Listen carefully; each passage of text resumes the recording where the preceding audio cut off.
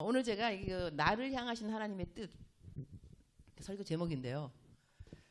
제가 이전에 한번 어디를 갔냐면 어느 그 교회를 청년 집회였어요. 그런데 이제 난 초청 오기를 너무 막 간절히 사모하는 강사님 근데 이 말에 거품이 좀 있는 것 같아서 내가 들으면서 아유 내 땜빵이구려 그랬어요. 땜빵. 그래서 시간 있으니까 간다고 갔어요. 청년 집회였는데 그래서 이제 서서 내가 말을 했죠. 여러분, 제가 오늘 올 사람이 아닙니다. 제가 다른 그 메인 강사가 있었는데 아마 그분이 아프셨던 것 같아요. 그래서 나보고 오라 그랬는데 이게 세상 말로 하면은 땜빵이고 성경적인 말은 하나님의 이 주권, 하나님의 주권이 있어서 내가 오늘 왔다. 그러면 메인 강사가 준비했던 말씀이 있을 거다. 근데 저는 이제 대신 왔으니까 내 메시지가 틀릴 거다. 그런데 이 틀린 메시지를 하나님께서 누구에겐가 들려주시기 위해서 내가 오지 않았을까라고 난 생각을 한다. 그 한 사람, 하나님은 한 사람에 대해서 관심이 많으신데 그 한 사람 때문에 또 그러니까 그냥 지나가는 말로 멘트를 또 아느냐. 그 사람이 오늘 하나님하고 마지막으로 내가 오늘 마지막으로 예배를 참석하고 하나님께 기회를 주겠다 한마디로. 그런 다음에 난 죽어버릴 거다. 나는 그냥 다른 극단적인 생각을 하신 거예요. 그래가지고 와서 앉아 계셨는데 난 이제 몰랐죠. 그러니까는 그런 사람이 있을 수 있다. 있을 수 있다. 그냥 지나가는 멘트로 하고 난 다음에 설교가 끝났어요. 끝나고 나오는데 여기가 청년 집회였거든요. 근데 집사님 한 30, 40대 되는 분이 나한테 옐로우 조그만 노란 포스트잇 갖고 와서 나 줬는데 그걸 뭐라고 쓰였냐면 그 한 사람이 접니다. 이 사람이 정말로 너무 뭐가 힘들어서 그날을 마지막으로 하나님께 마지막 내 이번 예배에 참석하고 하나님 마지막입니다. 이거 끝나고 난 다음에 이제 극단적인 생각하러 그러니까 하나님이 오늘 나를 만나주면 내가 안 가고 안 만나주시면 나는 간다. 이런 생각으로 거기 와 있었던 거예요. 그래서 자기가 바로 그 한 사람이라 그러면서 자기 마음 바꿨다고 고맙다고 그러시더라고요. 제가 그 말을 들으면서 나는 그냥 지나가는 멘트로 그냥 한 건데 한 사람 있을 수 있다. 정말 그럴 수 있구나. 그러니까 오늘 나는 그 멘트를 또 왜 하겠어요. 여러분 가운데 극단적인 생각했다는 게 아니라 하나님하고 뭐가 꼬인다거나 그다음에 혼동스럽고 뭔가 모르겠다. 이럴 수 있는 사람이 있을 수 있는데 하나님께서 그 사람을 만나 주시기를. 다른 사람들은 둘러리가 돼도 좋습니다. 그 한 사람, 영화의 주연이 나타나면 조연도 있고 조연만 있는 게 아니에요, 여러분. 지나가는 사람 행인 1, 2, 3. 그저 감독님 내 말 맞죠? 영화 감독님한테 그런 말 하니까 되게 좀 그거 하네요. 자, 오늘 예수께서 길을 가실 때 날 때부터 맹인된 사람을 보신지라. 이 날 때부터 맹인된 사람들은 보통 유다 사람들 생각하기를 부모가 죄를 졌다. 업보. 부모가 죄를 졌기 때문에 태어나기를 날 때부터 맹인, 날 때부터 안진뱅이, 날 때부터 기머거리. 이런 사람들은 다 부모의 죄라고 생각을 했습니다. 그렇기 때문에 제자들이 물어 이르되 랍비여, 이 사람이 맹인으로 난 것이 누구의 죄로 인함이니까? 자기니까? 그의 부모니까? 이렇게 물어보는 이유가 바로 그거예요. 부모냐? 자기 잘못이냐? 그러니까는 예수께서 대답하시되, 영어로는 이렇게 나와요. neither nor. 이것도 아니고 저것도 아니다. 문법상 either nor, neither nor. 이 사람이나 그 부모의 죄로 인한 것이 아니라 그에게서 하나님이 하시는 일을 나타내고자 하심이라. 그럼 오늘 제 그 설교 제목이 나를 향하신 하나님의 뜻입니다. 나를 향하신 하나님. 그럼 내가 오늘 왜 세상 말로 하면 이 모양 이 꼴인가? 나는 왜 일이 이렇게 안 풀리는가? 그 다음에 나는 또 이렇게 못생겼는가? 왜 이렇게 또 조그마한가? 그 다음에 할 줄 아는 게 아무것도 없는가? 노래도 못 불러, 뭐도 못해. 난 도대체 왜 이렇게 태어났을까? 아니, 내가 무슨 죄가 이렇게 많아서. 분명 우리 엄마 아빠가 뭐 잘못했나 봐. 그래서 내가 오늘날 이렇게 된 거야. 이게 다 부모가 잘못된 거야. 이렇게 생각할 수도 있고, 여러 가지 나에 대한 올바른 자상이 없는 사람들은 왜 나에 대해서 올바른 자상이 없을까? 그리고 왜 내 인생에는 안 되는 것밖에 없다고 나는 생각을 하고 있는 것일까? 무엇이 그 이유일까? 이게 속사람이 치유하고 이제 맞물릴 수 있는데요. 속사람이 치유는 뭐냐면 저는 카운셀링, 상담학을 전공했습니다. 우리가 이제 상담학을 전공할 때 그 중에 이제 속사람이 치유라는 것도 한 상담하는 그 방법 중에 하나로 속사람이 치유를 하는데, 속사람이 치유는 사실 뭐냐면 우리 인생 가운데 예수님을 믿고 난 다음에도 상처가 있다. 상처가 있다는 것은요, 이 사람이 자라나지 않는다 됩니다. 사람이 아프면 자라나지 않습니다. 정상적인 발달을 못하고 아프니까.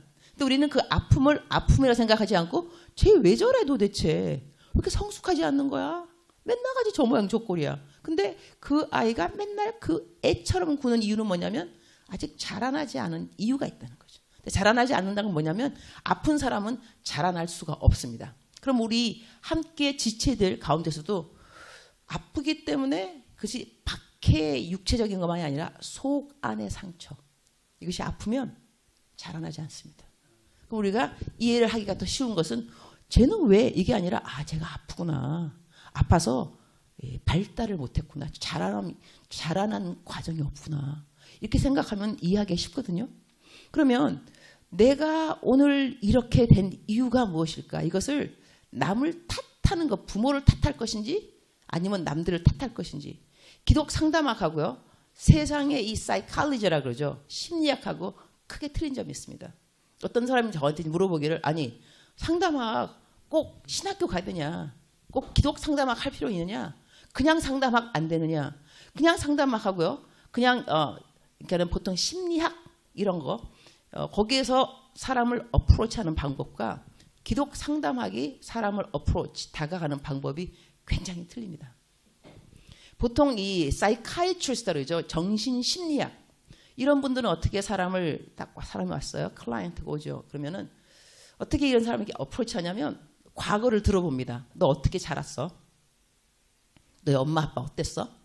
그렇지. 너가 지금 오늘 이런 거는 니네 엄마 아빠가 너 이렇게 키운 거야. 그러니까 너 탓은 아니고 니네 부모 탓인 거지. 이렇게 해서 책임을 전가하도록 유도합니다. 그들이 하는, 그러니까 정신심리학의 기본 원리가 있고요. 기독 상담학의 기본 원리가 있습니다. 그래서 정신심리학의 기본 원리 중에 한 가지가 뭐냐면 너 탓이 아니야. 너 부모 탓이야. 아니면 너가 자라나면서 너의 이웃, 너의 형제 자매 하여튼 간에 너 탓은 아니야. 그래서 그 사람을 하여금 마음을 좀 이지하게 해주면 너 탓이 아니니까 걱정하지 마. 이렇게 해서 남에게 책임을 전가하게끔 만들어주는 것이 그들의 기본 다가오는 방법 중에 하나입니다. 자, 근데 기독 상담학은 그렇지 않습니다. 기독 상담학은 너가 어떻게 태어났던지 간에 너를 통하여서 하나님이 하시고자 하는 일이 있어. 너가 그걸 발견해야 돼. 이러면서 그 사람의 마음을 바꿔주는 겁니다. 이것이 기독 상담학입니다. 그러면 사람들은 상담학이 뭐 필요하냐, 뭐 바울이 뭐 상담학 공부했겠냐 그러는데 맞는 말입니다. 상담하고 또 설교하기 또 뭐가 틀리냐면요. 설교는요 선포입니다. 여러분 용서 받았습니다. 여러분은 새로운 피조물이에요. 이러면은 여러분은 아멘 믿는 사람이 있고, 딴 사람은 교회에서 목사님이 설교하면 다 용서될 것 같은데 집에 가서 그 나한테 잘못한 사람을 보면 용서가 다 그냥 잊어버렸어. 그러니까 이 상담학은 뭐냐면 설교한 것은 선포하니까 그냥 믿으면 되는 건데, 상담학은 내가 설교한 것을 듣고 아멘 했지만 안 된다 그렇게. 그럴 때는 상담학이 들어오면서 할 수 있습니다. 믿을 수 있습니다. 못 가십니까? 걱정 마세요. 내가 함께 걸어주겠습니다. 내 손을 잡으세요. 우리는 함께 갑니다. 이게 상담학인 거예요. 이게 가서 그 사람으로 하여금 이래서 난 이제는 용서할 수 있어요. 이게 믿음이군요. 감정이 아니군요. 그러니까 상담학도 사실 필요합니다. 그리고 설교도 당연히 필요하고요. 그래서 사람마다 성격이 틀려요. 어느 사람은 단순한 사람이 있어요. 그 사람은 그냥 믿으세요. 그러면 아멘 그냥 믿고 집에 가요. 그냥 괜찮아 툭툭 털어버리고 용서하래. 끝. 어느 사람은 용서가 안 된다니까 도대체. 사람마다 틀리다니까요.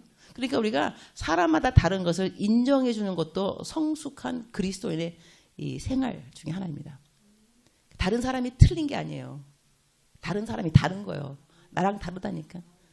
그래서 있더라고. 요즘은 나 이제 요즘 그 어느 신부님 그 강의 좀 듣는데요. 행복 뭔가 하여튼 재밌어요. 근데 그분님 그러시더라고. 사람마다 동그란 사람이고 그다음에 별꼴이 돼. 별꼴. 그다음에 삐뚤어진 그러니까는 사람마다 다 틀리니까 너무 신경 쓰지 말라 그러더라고. 그냥 생긴 대로 다 살아야 되니까 냅두라고. 속 편하게 살으라고. 그러니까 속 편하게 살 수 있는 사람은 단순한 사람은 속 편한 사람이에요.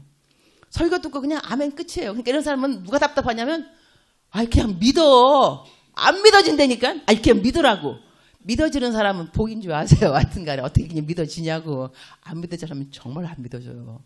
그러니까 서로가 함께 가야 되는데 하나님이 다 지으셨습니다. 그러면 하나님께서 나를 왜 이렇게 지으셨을까 생각할 때 우리가 로마서 12장 2절을 보게 되면요. 이 로마서 12장 2절은 우리가 아주 잘 아는 성경 구절입니다. 내가 그냥 읽겠습니다. 너희는 이 세대를 본받지 말고 오직 마음을 새롭게 함으로 변화를 받아. 하나님의 선하시고 기뻐하시고 온전한 뜻이 무엇인가 분별하도록 하라 그랬어요. 하나님의 뜻에는 세 가지로 나눠집니다. 선하신 뜻, 기쁘신 뜻, 온전한 뜻. 이게 점층법이잖아. 그죠? 그러니까 선한 뜻 있고 선한 뜻이 안 이루어지면 하나님이 기쁘신 뜻 때문에 선하신 뜻을 간과시켰구나. 이렇게 생각해야 되는데 우리 사람들이 이렇게 생각하는 거예요. 하나님이 왜 하나님의 선하신 뜻을 안 이루어줘? 하나님 나를 싫어하나 봐. 내가 미운가? 편애하신다? 누구는 다 일이 순적한데 내 일은 이렇게 순적하지 않아. 그러니까 일이 순적한 자체를 우리는 하나님의 선하신 뜻으로 생각하죠. 맞습니다. 우리가 건강하고 잘 먹고 잘 살고 하나님의 선하신 뜻이에요. 어느 부모가 자식이 병난 거 좋아하고 일이 꼬이는 거 잘 됐다 이런 부모는 아무도 없습니다. 마음 안타깝죠. 잘 돼야 될 텐데 만사가 형통하기를 원하는 것이 부모의 마음입니다. 하나님의 선하신 뜻이 그렇습니다. 그런데 그 선하신 뜻이 간과됐다니까요. 왜? 글쎄. 그 다음에 또 가다 보니까는 온전한 뜻. 그러면 하나님의 온전한 뜻이 무엇인가? 하나님의 온전한 뜻은 항상 영혼 구원에 있습니다. 그러면 나의 삶에 어떠한 일이 잘 안 됐을 때는 이 안 된 일이 결국은 누구를 구원하는데 통로가 될 수 있다는 것입니다. 그럼 여러분 지금 여러분 가운데서 나 부모님이랑 사이가 안 좋아. 그다음 나 아파. 돈도 없어. 관계가 다 틀어졌어. 나 이혼했어. 이렇게 생각된다면 왜 이런 일이 생겼지? 그러나 좀 가만히 참고 있다 보면요. 그 일 때문에 하나님이 누군가를 변화시킬 수가 있어요. 하나님이 누구를 구원할 수 있어요. 그러니까 제 예를 그냥 든다면 제가 한 10년 전에 허리가 아파가지고 허리가 아픈 게 아니다. 하여튼 척추 종양 제거 수술 이름도 특이해요. 척추의 종양이에요. 종양. 그러니까 이걸 신경에서 그 종양을 제거하는 거예요. 척추에서 허리에서. 그러니까는 허리 디스크도 아니에요. 근데 허리니까는 뼈를 찢었겠죠. 그 다음에 뭘 꺼내야 되니까 얼마나 아팠겠어요. 마취 했는데 아침에 일어나는데 마취가 깨는데 아프더라고요. 하여튼 아름답게 이게 아니고요. 하여튼간에 아팠어요. 아침에 일어났는데 누가 제일 부럽냐면 그 병실에 청소하러 오는 아줌마. 이분이 허리 튼튼하신 것 같아요. 왜냐하면 허리를 굽혀서 그 침대 밑에 싹 닦고 내가 보면서 제일 부러운 사람은 허리 안 아픈 사람이 제일 부럽더라고. 근데 그분한테 아줌마 부럽습니다 그랬어요. 허리 안 아프셔서. 그러니까 그분이 뭐라 하냐면 저도요 수술을 받아야 되는데 돈이 없어서 수술을 못 받고 있습니다 그러더라고. 무슨 수술을요? 돈이 얼마 드는데요? 200만 원. 돈 드렸어요 200만 원. 나 돈 많죠. 나 200만 원 기다렸어요. 하시라고. 세월이 흘렀어요. 10년인가 흘고 난 다음에 저는 이제 까맣게 잊어먹었죠. 근데 어느 권사님인데 기도원에 가셨다가 지나가는데 누가 유튜브 설교를 듣는데 목소리가 내 목소리가 왜 낭낭하잖아. 그죠? 낭낭한 내 목소리니까는 지나가다가 이분 누군지 아냐고. 그러니까 그분이 뭐냐면 제 생명의 은인입니다. 이러면서 제가 예수님 안 믿었을 때 병원에서 내가 수술비 없었는데 수술비를 대준 분이 이분인데 그때 예수님 안 믿다가 이분 덕분에 나 예수님 믿게 됐다. 이게요, 내가 나중에 지나고 난 다음에 들었는데 하나님의 선하신 뜻은 내가 안 아픈 거예요. 왜 또 아파? 내가 안 아파야 날아다니면서 열심히 설교할 거 아니냐고. 근데 아팠잖아요. 하나님의 선하신 뜻은 패스됐어요. 간과. 그런데 내가 안 아팠으면 병원 안 갑니다. 수술 안 받았으면 이 여자분을 만날 리가 없어요. 내가 그분이 안 부러웠으면 물어보지도 않았을 거라고. 말도 안 하고 말도 안 시킬 거고. 그러나 내가 그때 그분에게 말 시켰고 그분이 나한테 수술비 없다 그랬고 수술비 대줬고 나중에 이분은 예수님 믿게 된 거예요. 하나님의 온전한 뜻이 이루어진 거예요. 그러니까는 우리들의 삶 가운데서 하나님이 나를 향하신 그 뜻을 항상 포커스를 결론으로 복음의 통로라고 생각하는 것이 좋습니다. 내가 왜 오늘 이 회사에 있을까? 내가 왜 오늘 이 학교를 다니게 될까? 나는 왜 이 교회를 가게 됐을까? 나는 왜 이 교회를 떠났을까? 왜 나는 딴 교회를 갔을까? 나는 왜 직장을 바꾸었을까? 여러 가지 생각을 해볼 때 답이라는 것은 늘 하나님의 온전한 뜻으로 생각하면 지혜로운 것 같습니다. 제가 또 딴 것도 설명해 드릴게요.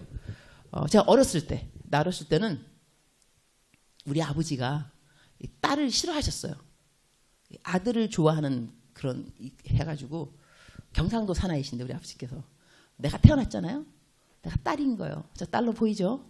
저 딸이에요. 그러니까 우리 아버지가 너무 화가 나신 거예요. 이 꼴난 놈의 딸이 태어났다고 미역국을 뒤집어 엎었어요. 그러니까 우리 엄마는 이게 또 상처인 거예요. 엄마 친구들이 올 때마다 우리 딸 은미 꼴난 놈의 딸 태어났다고 은미 아빠가 미역국 뒤집어 엎어가지고 제가 그 레퍼토리를 외웠어요. 우리 엄마는 모든 사람에게 다 그 얘기 했으니까. 내가 또 크면서 뭐가 잘못하잖아요. 동생이 밑에 동생 감사하게 남동생 둘 뭘 잘못하면 항상 나한테 뭐냐면 야 네가 딸이라서 그래. 네가 아들이었으면 니네 아빠가 그러겠냐? 네가 딸이라서. 난 이걸 귀에 그냥 아주 이러고 자랐어. 그래서 나는 내가 딸로 태어난 걸 너무 미안해서 탐보이로 자랐어요. 머리는 짧게 하고 바지는 군복 바지. 여자애가 청바지 맨날 입고 다니고 하여튼 그냥 탐보이. 그래서 여자애들이 저를 좋아했어요. 내가 야 나 너 지켜줄게 완전히. 유리창도 막 그냥 어려운 거 다 내가 닦고 밖에 나면 떨어질까 말까. 이게 터프. 그러니까 남자 알기를 돌같이. 온실의 예쁜 공주가 아니고요. 잡초처럼 그냥 자라났어요. 내가 자라날 때 어떻게 생각해? 그래서 야 나는 왜 이런 가정에서 태어났을까? 왜 우리 아버지는 나를 싫어하지? 내가 딸이면 어때서? 그래서 제가 좀 철들고 난 다음에 그 간증한 책 첫 번째 수필 책 제목이 뭐냐면요. 수필 그 글 이름이 아빠 딸이라도 괜찮다고 말해주세요. 이게 수필의 제목이었어요. 그래서 우리 그 교회에서 그 책에 잡지에 제 간증이 나가니까 저희 아버지가 교회 다니셨는데 교인들이 우리 아버지한테 저 딸이 어때서 그래? 저 딸이 어때서? 아빠 막 혼났어요. 저 딸이 어때서 그러냐고 도대체. 근데 우리 아버지는 하여튼 제가 태어나서 늘 저는 아버지가 무서웠어요. 무서웠고 그런 다음에 아버지한테 인정받고 싶은 마음이 저한테 많이 있었던 것 같아요. 그런데 내가 1994년도 그 아프리카로 선교사로 갔어요. 근데 선교사로 갔던 내가 29살. 지금 29년째 벌써 됐는데 선교사로 갔는데 내가 해야 되는 일이 뭐였냐면 교수였어요. 신학교 교수였는데 이 아프리카는 그 신학교 그러니까는 목사 전도사 하더라도 신학교 과정을 안 밟았어요. 그냥 은혜로 다 그냥 목회자가 은혜로. 그래서 이런 사람들한테는 신학교 과정이 필요하다. 이래가지고 제가 신학교에 이제 교수로 가게 된 거예요. 그런데 갔더니 내 모든 학생들이 95%가 남자, 5%가 여자. 내가 만약에 어렸을 때 예쁜 온실의 공처럼 자랐으면 너무나 수줍었을 거야. 어머 어떡해. 어머나 내 학생들이 다 남자야. 어머나 어떡하지? 막 이랬을 거라고. 그 다음에 잘 못 가르쳤을 거야. 어머나 가끔 막 창피해서 어떡하지? 근데 내가 잡초처럼 자라난지라 그냥 남자 알기를 돌같이 그러니까 hey what's up you guys alright? 이러면서 애들을 확 자분간 여기서 목사님들을 그 남자 그 학생들을 또 인기 있는 또 교수가 됐겠죠. 그래서 또 세월이 흐르면서 생각한 거예요. 하나님이 나를 이렇게 키워주신 이유는 내가 이런 가정에서 태어난 이유는 내 배경이 이러했던 것은 결국은 복음의 통로구나.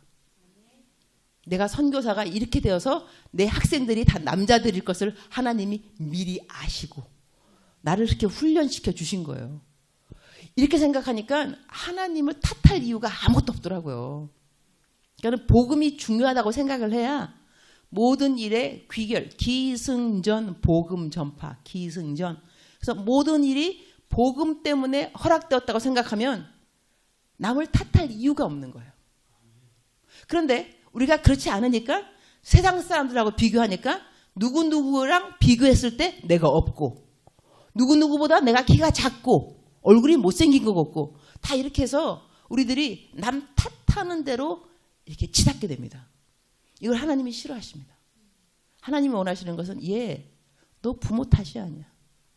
너가 못생겼다고 말도 하지 마. 내가 너를 통하여서 하고 싶은 일이 있다니까. 여기서 우리가 이 포인트를 잃지 않는다면 우리 신앙생활이 견고해질 수 있습니다. 근데 이것이 확실하지 않으면 자꾸 바뀝니다.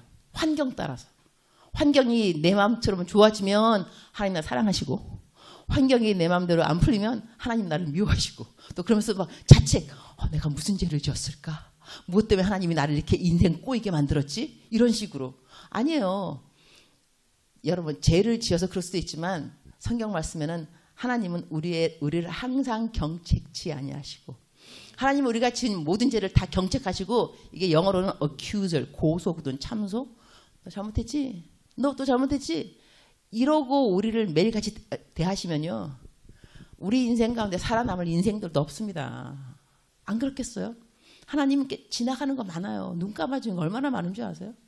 저도 어떨 때는 막 설교하기 전에는 주님 성령으로 충만한 때가 많이 있는데 어떤 날은 성령이 충만 하나님 오늘은 이거 설교하기에 좀 거시기 한 날이에요. 이러면 주님께서요. 야 일단 올라가서 설교해. 끝나고 이야기하자. 얼마나 좋은지 몰라. 알았어. 막 끝나면 주님께서 이리 와봐봐. 아까 하던 얘기 해야지. 그럼 주님 잊으셔야 되는데 저도 딱 기억하세요. 하나님하고 우리의 관계는요.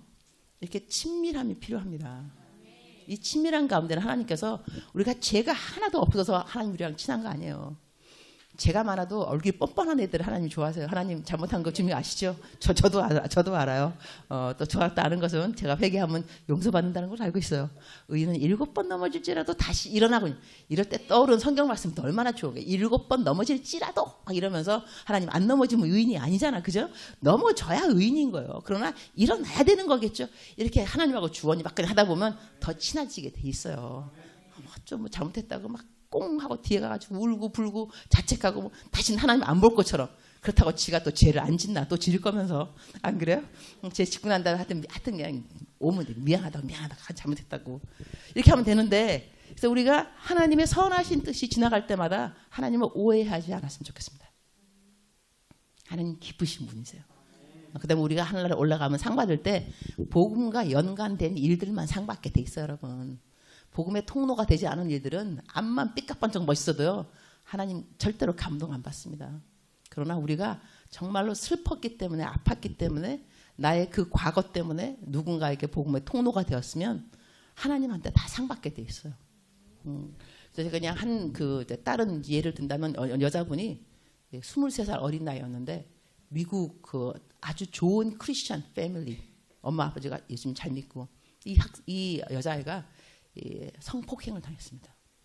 그래가지고 부모님도 이해할 수 없고 왜 우리 딸이 우리가 예수님 얼마나 잘 믿는데 얘도 예수님 너무 잘 믿는데 그래가지고 근데 그 아이가 나중에 누가 되냐면 미국의 여자들 성폭행 당한 여자들의 리해빌리테이션 재활원의 파이어니어 창시자가 됩니다. 근데 그 자매가 그러한 경험이 없었더라면 그런 생각을 못했을 거예요. 그러니까 우리에게 허락된 경험들이 하나님의 온전한 뜻 때문에 우리가 생각하는 여러 가지 선한 뜻하고는 상관없이 전개될 수가 있다는 것입니다. 그래서 우리가 좀 더 하나님을 생각할 때 좀 어른스럽게 생각하면 좋고요. 자, 그러면 우리를 이제 그 다음 성경 구절 좀 보도록 하겠습니다. 요한복음 9장인데요. 똑같이 자막 있는가 모르겠어요. 3장 아니다. 요한복음이 아니고 사도행전 3장 1절부터 4절까지 자, 나오죠. 안 나오면 내가 읽을게요. 다시 시작. 시작. 제9시 기도 시간에 베드로와 요한이 성전에 올라갈세 나면서 못 걷게 된 이를 사람들이 메고 오니 이는 성전에 들어가는 사람들에게 구걸하기 위하여 날마다 미문이라는 성전문에 두는지라. 그가 베드로와 요한이 성전에 들어가려 함을 보고 구걸하거늘 베드로가 요한과 더불어 주목하여 이르되 우리를 보라 하니. 자, 여기서 또 좀 이렇게 배경이 좀 틀려집니다. 이 베드로하고 요한이요, 예수님하고 가짝 따라다니잖아요, 그죠? 그러면은 날 때부터 그 맹인된 사람, 그때 랍비요 선생님이요 했을 때도 베드로하고 요한이 있었을 거예요, 그죠? 물어봤을 때도. 그래서 이 날 때부터 맹인된 사람을 예수님께서 너 부모 죄도 아니고 이 사람 죄가 아니라 하나님을 나타내고자 하는 방법으로 이렇게 허락된 거다 설명 들었잖아요.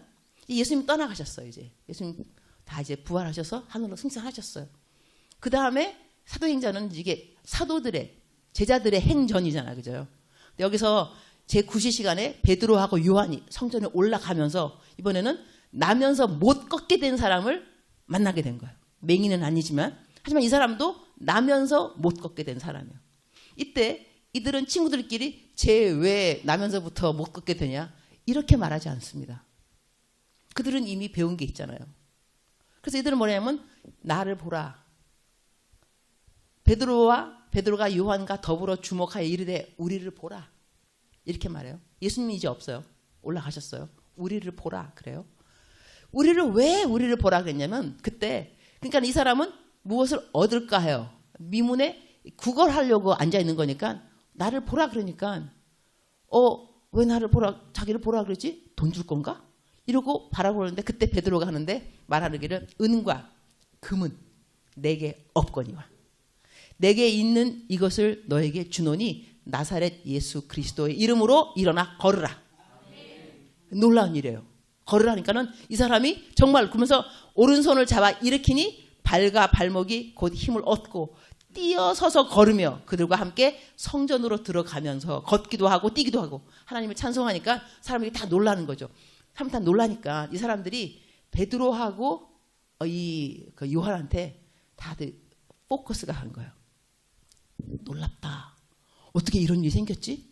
막 이러니까 그때 베드로가 하는 말이 이스라엘 사람들아 이 일을 왜 놀랍게 여기느냐? 우리 개인의 권능과 경건으로 이 사람을 걷게 한 것처럼 왜 우리를 주목하느냐 이렇게 말했어요. 저는 성령 충만한 사람들의 사인은 딴 것이 아니라 왜 우리를 주목하느냐 이렇게 말하는 사람들 같아요. 그러니까 하나님께 영광을 올려야 되잖아요. 하나님이 했다는 거죠.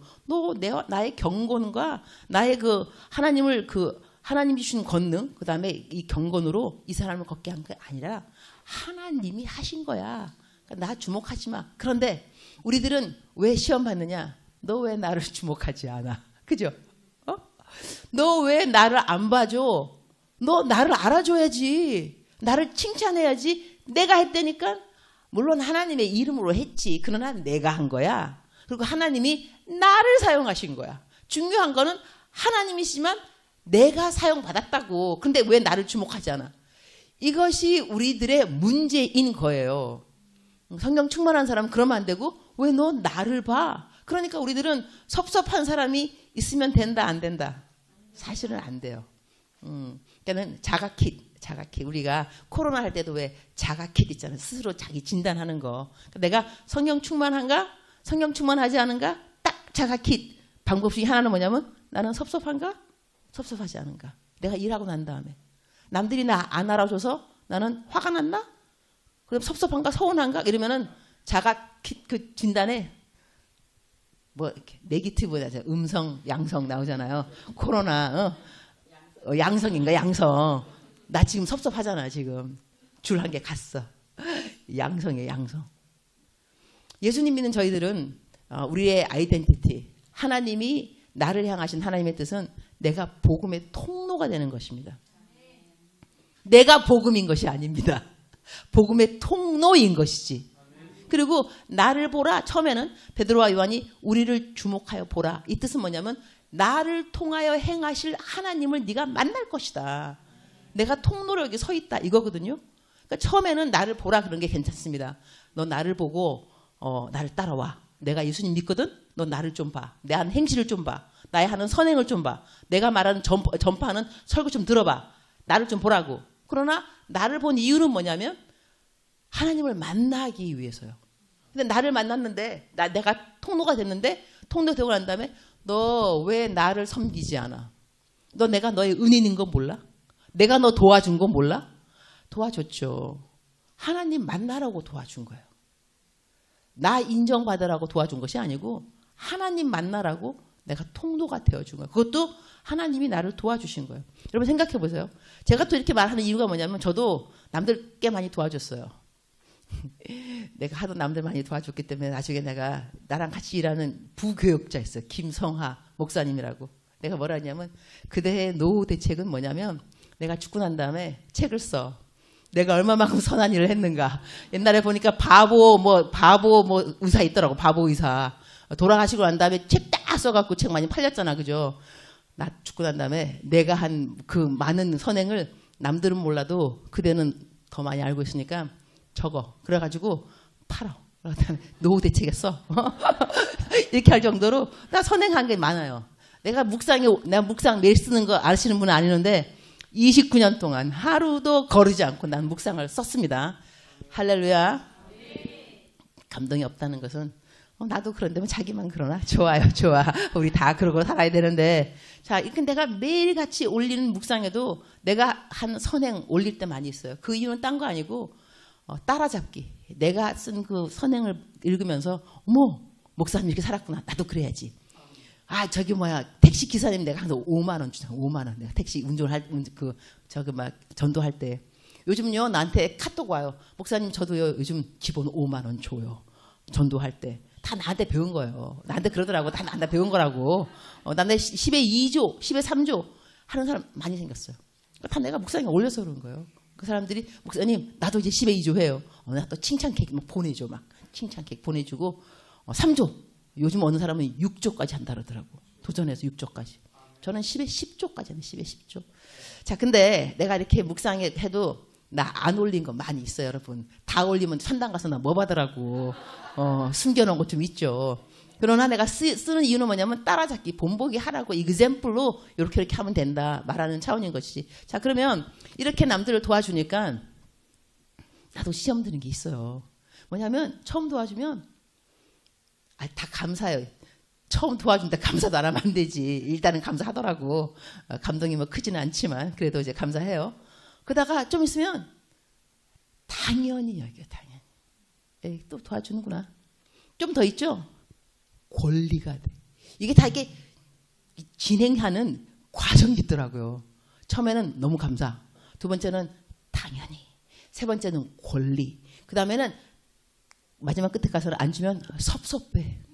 왜 안 줘? 아니 왜 안 줘라니. 그러니까는 마치 그 한국말도 틀린 게 없는 게요. 물에 빠진 사람 건져놨더니 보따리 내놓는다. 우리도 하나님한테 마찬가지예요.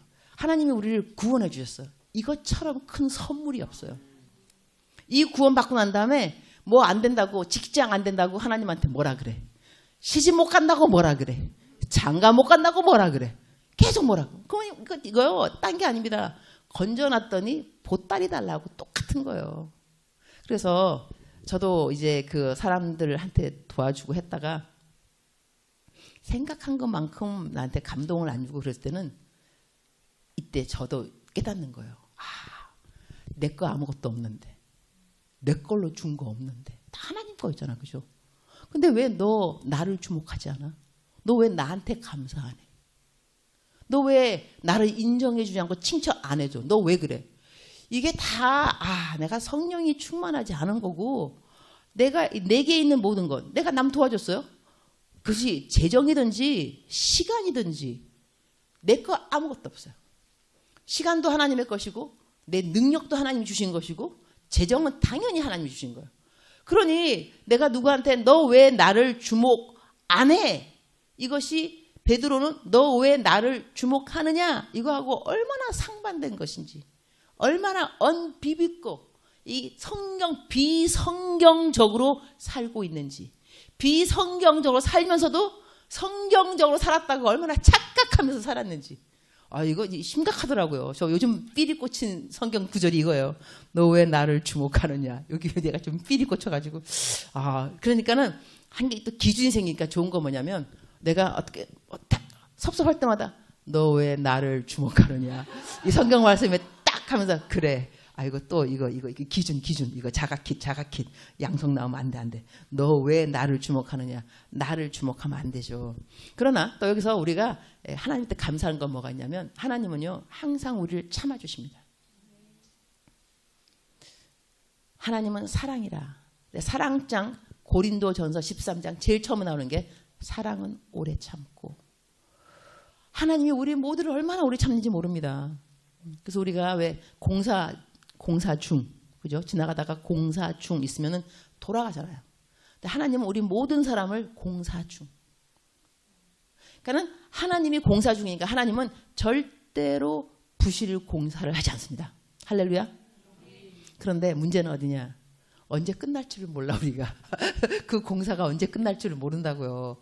그러니까 우리가 참아도 언제까지 참아야 되는지 모르지만 참는 그 기간 동안 하나님께서 일을 하고 계시다는 것은 아셔야 됩니다. 하나님이 일을 안 하시는 것지만 하나님 일을 하시는데, 그래서 우리가 베드로의 성숙의 단계도 보게 되면 베드로 봐요. 처음에는 그 어렸을 때는 하나님 얘 지금 뭐 부모죄예요, 자기 죄예요, 뭘 잘 몰라요. 나중에 좀 자라났잖아요. 그 다음에는 나를 보라 탁 이러면서 그다음 사람 탁 막 보고 막 능력 나가니까 왜 나를 주목하느냐. 너무 멋있어지잖아요. 멋있어지다가 나중에 또 가다가 또 뭐 딴 길 해요. 여러 가지 하는데 이 베드로가 왜 예수님을 배반했냐면, 예수님을 모른다고 했냐면 예수님 때문에 받는 고통이 싫었어요. 내가 예수님 믿는다고 말하면 내가 예수님처럼 고통받겠지? 그래갖고 너 예수님 따라다니던 누구누구지? 아, 아니다. 나중에 3번 부인하고 한 다음에 욕하면서 예수님 부인하고 떠나갔잖아요. 이유는 딴 거 아닙니다. 예수님과 함께 받을 고난이 싫어서 그렇습니다. 그런데 이것이 이 사람의 약점입니다. 근데 이 사람이 나중에 이 베드로가 무슨 책을 하냐면 성경에서 베드로전서, 베드로후서, 죽기 전에 만드는 기록한 성경책이 베드로전서, 베드로후서입니다. 근데 베드로전서와 베드로후서의 주제가 뭐냐면 예수 그리스도의 고난에 동참하라. 놀라운 일입니다. 자기의 가장 약한 점이 가장 강한 점이 됐어요. 이게 성숙의 열매입니다. 베드로뿐만 아니라 요한도 마찬가지입니다. 요한하고 베드로 함께 가면서 너 우리를 보라. 너 왜 우리를 주목해? 했던 똑같은 사람이잖아요. 이 사도 요한은 별명이 뭐였냐면 젊었을 때, 미성숙했을 때 우레의 아들이었습니다.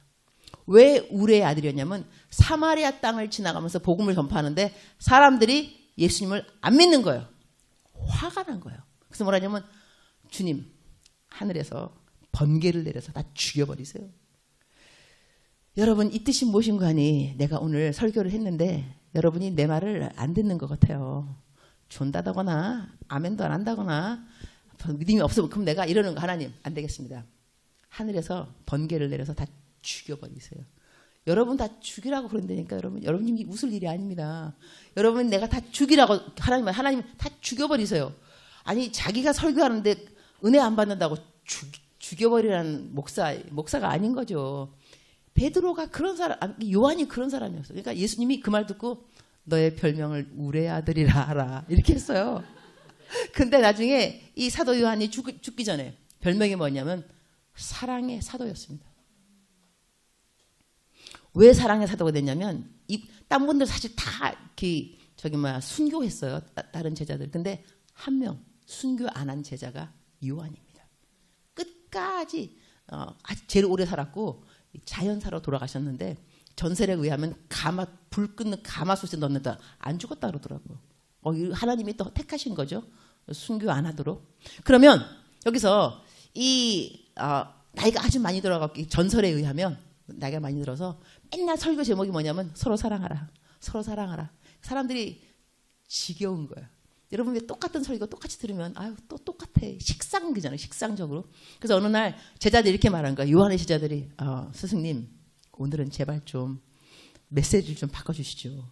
서로 사랑하라, 사랑하라. 이거 한두 번 듣는 것도 아니고 좀 바꿨으면. 그러니까 이 사도 요한이 아무 말 안 해. 아무 말 안 하니까 오늘에야말로 우리 선생님께서 메시지를 바꾸는가 보다. 이제 그 광장으로 이분을 모시고 들것에 싣고, 왜냐면 나이가 많이 들었으니까 광장에 나가서 이분이 뭐라냐면 내가 다시 말하노니 서로 사랑하라. 그래갖고 그분 별명이 사랑의 사도가 됐다 그러더라고요. 자, 그럼 보세요. 이분의 미성숙, 그분의 약한 점이 뭐였냐면 불같은 성격이었어요. 우레의 아들. 그런데 죽기 전에 요한 1서, 요한 2서, 요한 3서 이분이 적었습니다. 주제는 무엇이냐? 서로 사랑하라. 바뀐 거예요. 그러니까 우리들이 지금 여러분의 약점이 무엇인가는 여러분이 알고 계십니다. 하지만 거기서 좌절하지 마시기 바랍니다. 여러분이 인색한 분이라면 어마어마하게 너그러운 사람이 언젠가 될 수 있어요. 혹시 음란한 사람이라 한다면 걱정하지 마시기 바랍니다.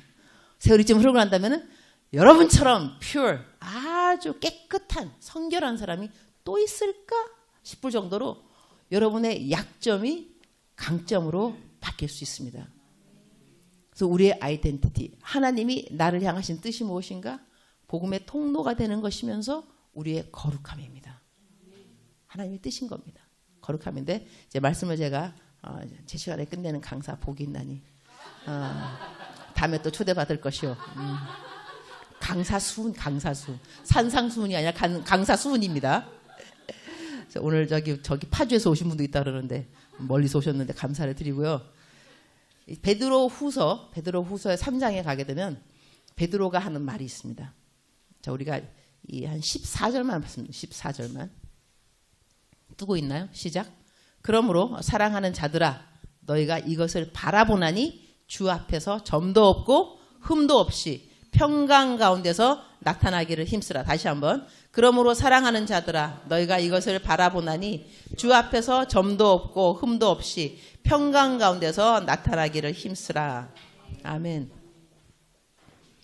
이것은 베드로 후서에서 마지막에 나오는 부분인데요. 주님의 재림을 말합니다. 성경 말씀에 절기가 나옵니다. 절기. 성탄절 절기. 이거는 왜 성탄절이 절기로 있냐면요. 예수님이 우리를 위해서 돌아가시기 위해서 태어나셨다. 우리들은 기뻐해야 됩니다. 그러니까 절기에 알맞는 리액션, 반응이 있습니다. 무조건 성탄절은 그래서 기쁘다 구주 오셨네. 기뻐해야 됩니다. 그런데 부활절이 오고 그 다음에 아직까지 이루어지지 않은 절기가 하나 있는데 주님의 재림입니다. 주님의 재림은 아직까지 절기로 안 지켜졌어요. 옥하는 목사님이 돌아가시면서 어떤 설교를 했냐면 거의 마지막 설교돼 갖고 내가 후회하는 것이 있다. 내 설교 사역을 지금까지 하면서 주님의 재림에 대해서 설교를 많이 하지 않은 것을 내가 후회한다 그랬습니다. 근데 예수님 믿는 우리 목회자들이 주님의 재림에 대해 설교를 잘 안 하는 이유가 뭐냐면 80 몇 년 해가지고 그때 주님 금방 오신다고 흰옷 입고 다 때려치고 그냥 어디 산에 올라가서 기다리고 그래가지고 아주 민망한 일이 있었습니다. 그 일 이후에 목사님들이 주님의 재림에 대한 설교하기가 얼마나 어색한지. 왜냐하면 성도님들이 아유 또 저 이래가지고 많은 목사님들이 주님의 재림에 대한 설교를 꺼려하게 되었습니다. 그러나 주님의 재림은 꼭 오십니다. 꼭 임하는데 하나님께서 우리들에게 주님의 재림을 기다리는 사람이 어떠한 마음으로 살아야 되는지에 대해서 베드로 후서에서 말씀을 하셨습니다. 베드로 후서는요. 주님의 재림에 대해서 쫙 이야기하면서 마지막에 결론이 나옵니다. 그 결론이 뭐냐면 그러므로가 결론입니다. 그러므로라는 뜻은 뭐냐면 너 이 재림을 믿느냐. 재림은 일어날 거다. 그의 주의 날이 도둑같이 오리니 그날에는 하늘이 큰 소리로 떠나가고 물질이 뜨거운 불에 풀어지고 땅과 그 중에 있는 모든 일이 드러나리로다. 이것이 주님이 재림하실 때 일어날 일인데 지구의 멸망인데 너 이거 믿어? 믿는다면 그러므로 너가 이것을 바라고 사모하는 것이니까 그런 사람들은 주 앞에서 코람데오죠. 주 앞에서 점도 없고 흠도 없이 평강 가운데서 나타나기를 힘쓰라. 저는 이 성경 말씀을 읽으면서요.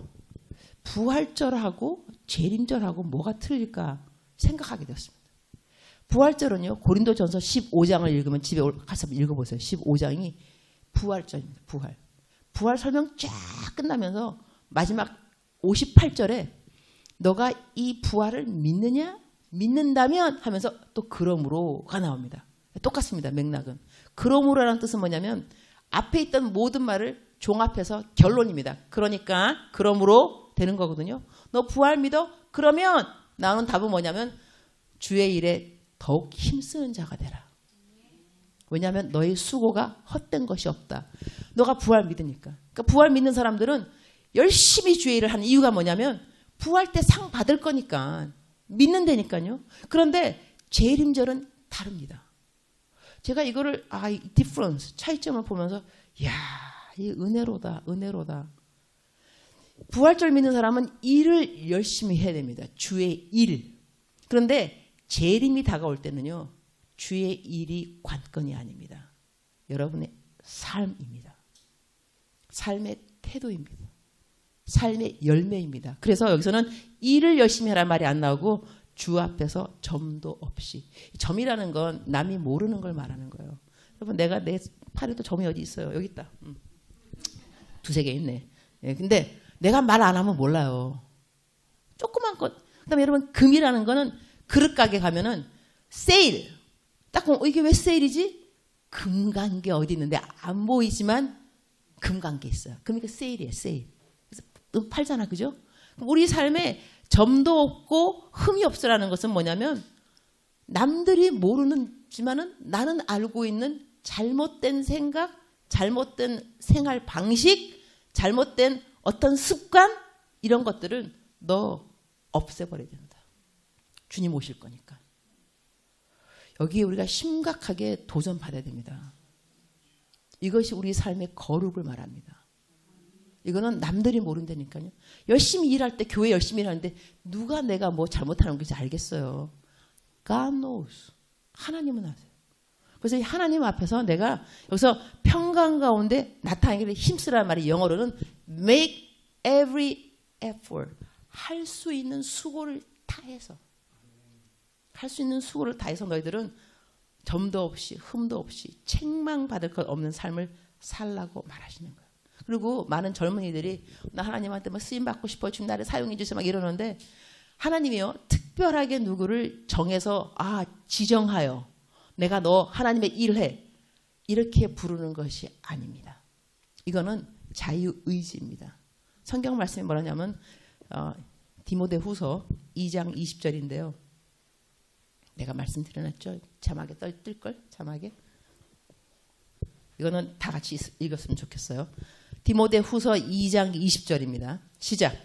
큰 집에는 금그릇과 은그릇뿐 아니라 나무그릇과 질그릇도 있어 귀하게 쓰는 것도 있고 천하게 쓰는 것도 있나니 그러므로 누구든지 이런 것에서 자기를 깨끗하게 하면 귀히 쓰는 그릇이 되어 거룩하고 주인의 쓰심에 합당하며 모든 선한 일에 준비함이 되리라. 아멘.